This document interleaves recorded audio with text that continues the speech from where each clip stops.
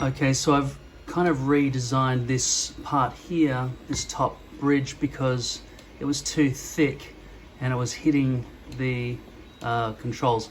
But I did get the black plastic spool, and I'm printing out that section now, that new section that I've designed. But I've already printed the black stuff, so that was the old white stuff, and I've taken it off. This fits perfectly, of course, as it did before. But yeah, just this bit at the top here, I just need to curve that up and around to clear that, and then it'll be just perfect. I don't actually need to access those holes, so I could just seal it up and complete it right now.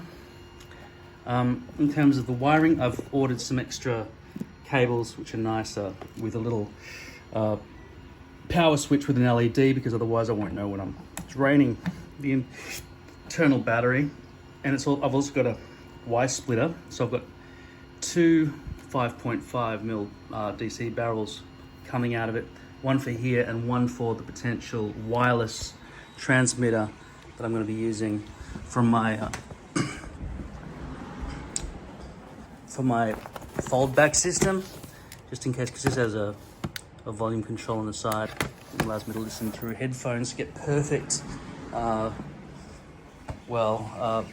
immersion, rather than just using that as a fold back speaker, the Megaboom 3, which gives me just an ambience, but it's, you know, in a street full of loud noises.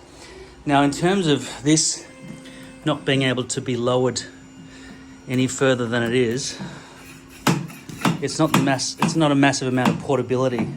So I'm thinking I will disassemble this, and I don't know if I can open this quickly with one hand, but inside here, my old case, which really was designed, as you can see, I've got a pass through and everything, designed for speaker systems.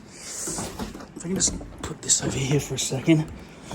Just really wanted to show you what I'm going to do to try to make that microphone stand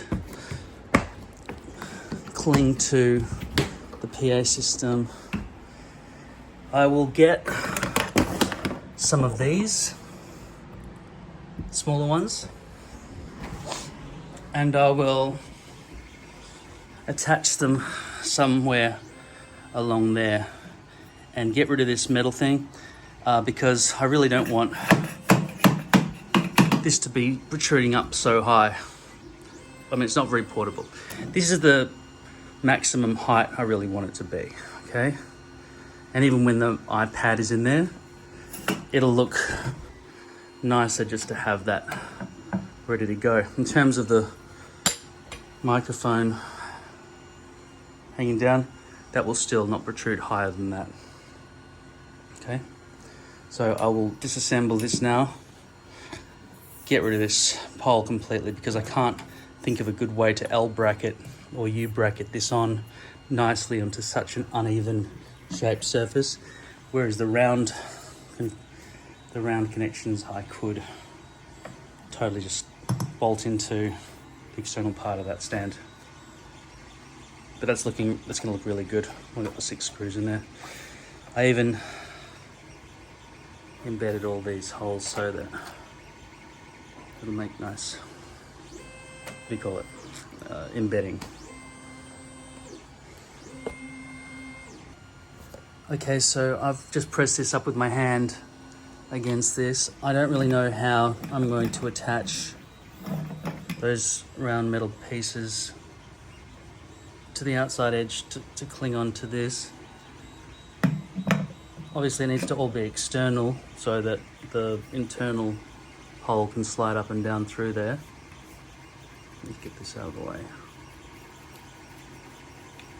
Okay, so if I rotate this, that loosens it, and then that's the internal pole's longer than the external poles. So that's as short as it can ever be. Now, if we take into account that the iPad is going to be protruding up a bit when it's gripped in, we sort of want that almost to be right at the floor level, don't we? But then we need this screw to be accessible to loosen without having to worry about my knuckles getting caught in there uncomfortably. That'd be a fairly good height for it to rest at.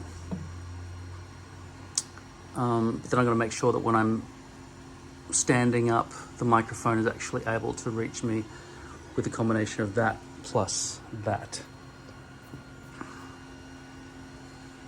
So I just need help from somebody to tell me how exactly to put the circles on there and there without this thing wonking back and forward or wobbling around at all.